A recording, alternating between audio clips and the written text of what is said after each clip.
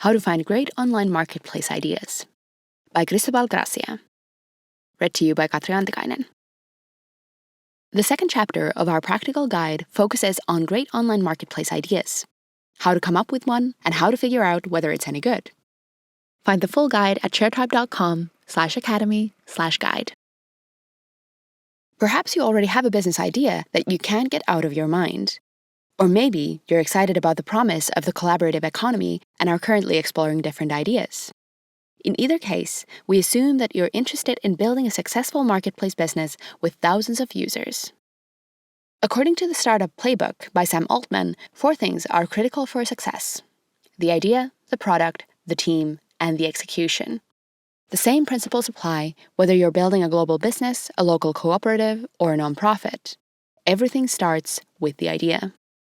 In this article, we are going to cover the following topics: why you need to solve a tangible problem, how to find markets that are ripe for disruption, how to improve existing solutions by adding a layer of trust, why it's important to narrow your focus, and how to do market research.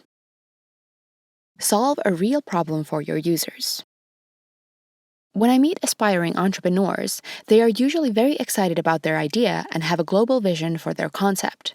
On the other hand, they usually have a much harder time defining the value proposition for their users or what kind of strategy they are going to implement for gaining traction. When someone has a marketplace idea, they tend to describe how great it is when everyone uses it. Let's take the most common sharing example: a marketplace where people from all over the world share tools with their neighbors. It's easy to relate to this concept. Most people want to live in a world where things are shared with each other. Most people will tell you they love this idea. Unfortunately, this is not enough to make them actually use the service. If they are not in the need of tools or don't have unused tools to share, a marketplace for sharing tools won't solve any tangible problem for them.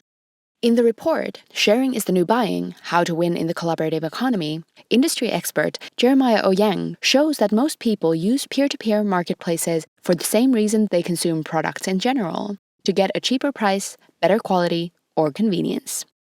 People may claim that sustainability and a sense of community are important values for them, but these values do not necessarily guide their actions. If something they need is expensive, or the quality is bad, or it's not very accessible, then that's a real problem. Airbnb is a great example of a marketplace that started by solving such a problem, offering accommodation and breakfast for attendees who were unable to book a hotel due to all of them being sold out when they came to the IDSA Design Conference held in San Francisco in October 2007. I have personally experienced the importance of addressing the right problem while using the popular ride-sharing service BlaBlaCar. A few months ago, I had to travel from Seville to Badajoz to give a talk. Finding a train or coach that fit my schedule was impossible, and through BlaBlaCar, I found a ride. I talked to my car mates and had a great experience during the round trip. They told me they use the platform because coaches and trains are more expensive and their routes and schedules are not flexible enough.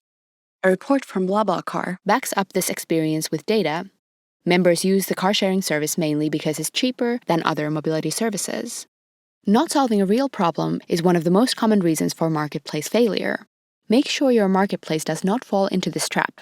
How can you be sure you have found a problem that is worth solving? Marketplaces are particularly tricky since you need to solve a problem for both sides, the customer and the provider.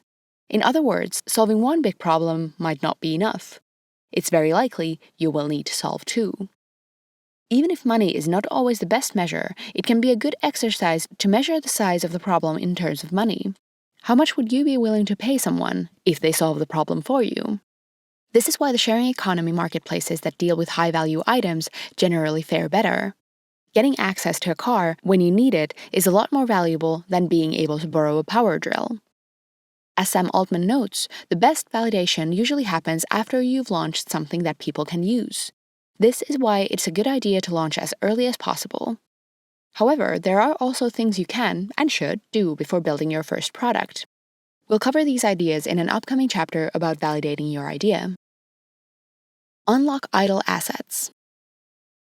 A common strategy for successful marketplaces is unlocking the economic value of idle assets. Vincent Rosso, former manager for Spain and Portugal at BlaBlaCar, was very clear with his statement.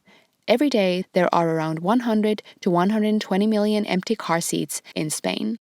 BlaBlaCar's mission is to fill up these seats with passengers, using the car in a more efficient manner. According to sharing economy thought leader Robin Chase, the purpose of any marketplace platform is to liberate the hidden value in excess capacity by engaging others, their assets, time, expertise, and creativity. It's time to put on your collaborative glasses. Look at the world around you. Try to find excess capacity, underutilized resources and assets that are not being used in an efficient way. Think of your work and your hobbies. Do you work in theater? How about a marketplace for renting out costumes? Are you a teacher? A marketplace for selling your teaching material? Do you coach junior hockey? A marketplace for selling used skates and other equipment? Do you like gardening? A marketplace for sharing plants and seeds? The opportunities are everywhere. Jeremiah O. Yang explains how marketplaces impact all areas of our society through the collaborative economy honeycomb. The first version only had 6 types of marketplace families, but 6 more were added for the latest version. In the future, we might see the addition of even more sectors. You can find a picture of the honeycomb in the article. By studying the honeycomb, you can find markets that are ripe for disruption. The hottest startups have emerged in transportation, goods, space, and money, but there are still plenty of opportunities for solutions in other areas such as utilities, health, wellness, corporations, and municipalities. We are still in the early days of the marketplace industry. Look for fragmented markets. Marketplaces are great at aggregating products or services into one place and making them easily accessible and searchable by customers. Marketplaces thrive in areas where there are lots of small players offering their services instead of big, centralized providers. Thumbtack has chosen the local professional services market, from plumbers to guitar teachers. Fiverr and Upwork cater to freelancers that provide digital services. Etsy helps individuals sell their custom-made crafts. These types of service providers have existed for a long time, but they lacked a central aggregator before the marketplaces came along. From the customer's point of view, the marketplace offers a one-stop shop. Find all the providers from the same service and easily compare them.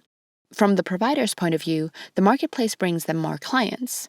Both parties get their problems solved. Everyone wins. Improve an existing solution by adding a layer of trust. There's nothing new in the real-world encounters that these marketplaces facilitate. Hitchhiking, selling secondhand clothes, borrowing tools, and sharing apartments were common practices long before the new wave of marketplace startups emerged. What's new in the modern solutions is how easy it is to interact with strangers. Years ago, many times I used the classifieds marketplace Lokuo, the Barcelonian version of Craigslist, to find a room in a shared apartment in Barcelona, and I remember only choosing listings that had pictures. I was also very picky about the way the post was written. Lokuo didn't have a reputation system, so I had to rely on intuition to decide if the apartment would be worth visiting and whether my potential roommates would be nice. Finding a room through Lokuo was a tedious process. It required a lot of dedication to filter through the listings and visit potential apartments to find a suitable one. The experience with Airbnb is totally different. I can see apartment reviews, the owners have verifications, and even our mutual Facebook friends. Airbnb has brought trust to a market where previously there was none. And because of that, they're making the experience a lot more pleasant for everyone. Sanjay Chowdhury of Platform Thinking Labs explains how Craigslist is facing a threat from the new players that are disrupting its verticals one by one. Craigslist, the king of liquidity, ironically, doesn't have a reliable method of determining a user's reputation. While this may be acceptable for certain categories, e.g. selling low-value goods, it can be an important decision criterion for categories with high risk, e.g. babysitters, dating, apartment sharing, or high-ticket investment, e.g. trading used high-end goods. Craigslist is being disrupted by Airbnb in apartments, Etsy in custom-made goods, Thumbtack in local services, BlaBlaCar in ride-sharing, and so on. All these new players use elaborate reputation systems to build trust and make sure things go smoothly. If you're looking to start a marketplace, studying Craigslist categories is a great way to understand niche markets and find ideas. The more listings there are in a certain category, the bigger the demand. Can you find a category where there does not seem to be enough trust between providers? That category might be your opportunity. How do you design a reputation system and build trust? That's a very big question, and one that we'll get back to in a later chapter of our practical guide. Have a narrow focus. Classifieds marketplaces like Craigslist and Loquo are horizontal platforms. They facilitate exchanges in multiple different categories like jobs, ride-sharing, services, buying and selling stuff, renting apartments, and so on. In contrast, Airbnb is a typical example of a vertical platform. It focuses on one problem, finding temporary accommodation. The vertical platforms have an advantage. Since they focus on only one thing, they are often able to do it extremely well. They can build their platform solely around the one problem their users have and thus provide a great experience. Along with not solving the right problem, another common reason why marketplaces fail is having too broad a focus. A narrow focus is especially important during the early days of your business when your resources are limited. It's simply much easier to build a product for a specific target group. You can tailor your message and your features with only that group in mind. If you choose a narrow vertical, it will be a lot easier to achieve critical mass in that vertical. If your marketplace is about sharing all kinds of tools everywhere in the world, someone looking for a jackhammer in France might be disappointed since there are no jackhammers available in France yet. If you focus only on sharing jackhammers in Detroit, it's quite likely that your customers find what they're looking for. When working with early-stage entrepreneurs, having too broad a focus is a problem that I run into time and again, and convincing the founders to narrow their focus is always a challenge. Having a slightly broader focus can be a good early-stage strategy to find your niche, but once it has been found, focusing on one product or service vertical is the way to go for the majority of marketplaces. It's often helpful to think about how the biggest companies got started. Amazon started by only selling books. Airbnb started by offering accommodation to designers who were attending a specific conference in San Francisco. Do you have a great idea for a marketplace but feel there are already too many giants in that market to compete with? One strategy is to narrow your focus, both geographically and in terms of the offered products or services.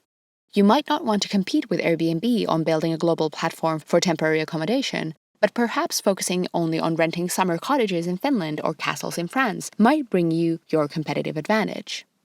You can always broaden your focus later on, once you get the initial vertical going.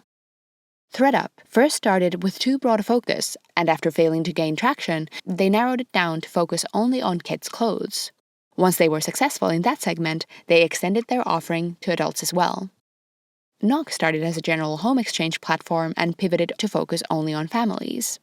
Later on, they scaled their offering to home exchange, apartment rentals, and local guides to the families as well. I expect that as the cost of building marketplace businesses go down, we are going to see more and more specialized marketplaces that excel in serving very specific user segments and geographies. Not all of them will be the size of Airbnb, but that should not always be the goal. Quite often, it's enough to build a solid, sustainable business and focus on serving your core users. A good example of this type of niche marketplace is BeHome, a home exchange community for creatives and design lovers. See what others are doing. After you come up with a great idea, the next natural step is market research. Is someone already doing the same thing? I have met many entrepreneurs who say that they are the first marketplace that allows people to share clothes from their wardrobes, or the first marketplace for sharing idle equipment between companies, when in fact similar marketplaces already exist. If your idea is any good, it's quite likely that someone else is already working on the same thing. The best ideas usually come to multiple people at once. Do not be discouraged by this. In the end, execution is what counts. As was discussed above, one good way to combat competition is to narrow your focus either geographically or by segment. Even though you should not be discouraged by competition, it's still a priority to take a quick look at the market to see how others are trying to solve the same problem you have identified. To do this efficiently, using some kind of methodology is recommended. Here is my usual approach when looking for information about competitors or similar projects, in this case, when working with a team of a marketplace for yoga teachers that I used to advise. 1. First, I used Google to find initial information about similar initiatives and potential competitors. This led us to a competitor targeting yoga centers and teachers. We concluded that their supply was built around databases. We also discovered 2 other interesting and successful projects that gave us insights to help define our strategy. It's a good idea to build a list of all the search queries you can come up with and go through the results one by one. 2. I wanted to know more about the history of these companies. I used Google's date interval feature to find new articles from past years with relevant information about their strategy and pivots. Using this feature, I found out that one of the companies had changed their name and had a decisive pivot in their business model. 3. I wanted to learn more about their teams and funding situation. AngelList and Crunchbase are convenient databases for finding this type of information. The information you will find on these sites is not 100% accurate, but it still gives you an idea about the state of these companies. For instance, I found out that one of the companies had just raised an initial seed fund round. 4. I made searches in marketplace directories. There are quite a few directories out there. Some examples are Share Market Directory, the Honeycomb 2.0 from Jeremiah O. Yang, and the Consumo Colaborativo Directory for Spanish and Latin American projects. Talk about your idea with everyone. As said, if your idea is any good, you can expect others to be working on the same idea as well. This means that you should not be afraid of talking about your idea with others. On the contrary, you should talk about it with everyone you know. As Sam Altman points out, you don't need to be secretive with your idea. There are at least 1,000 times more people that have good ideas than people who are willing to do the kind of work it takes to turn a great idea into a great company. And if you tell people what you're doing, they might help. Sharing your idea with others is a great way to get relevant feedback and perhaps hear about related projects. Share your idea with friends and family, the people in your co-working space, the people you meet in networking events, the people you meet in a nightclub, anyone and anywhere. I remember being in a party in Paris when someone was excited to introduce me to the founder of Where Is My Mat, just because he knew I was working on the marketplace for yoga teachers I mentioned before. If nobody is familiar with your business, no one will be able to help you. It might also be a good idea to contact the other companies in your field. This lets you learn more about them, understand their strengths and weaknesses, and have a better idea of what you should focus on. Summary. Finding a great idea is a critical step in building a sustainable marketplace business. You should make sure that with this idea, you're solving a real painful problem for both the customers and providers of your marketplace. In the early days, it's especially important to focus on a narrow niche to that mission. Many great marketplace ideas are based on unlocking idle assets or aggregating small providers from fragmented markets. In many cases, you can improve on the existing solution by building a layer of trust with your marketplace. Once you have come up with an idea, research the field to find out what others are doing. If your idea is any good, others are likely working on it as well. Don't be discouraged. Instead, talk about your idea openly to everyone and try to find a unique angle and strategy to focus on. Already have an idea? Great. Let's move forward to choose the right business model for your marketplace.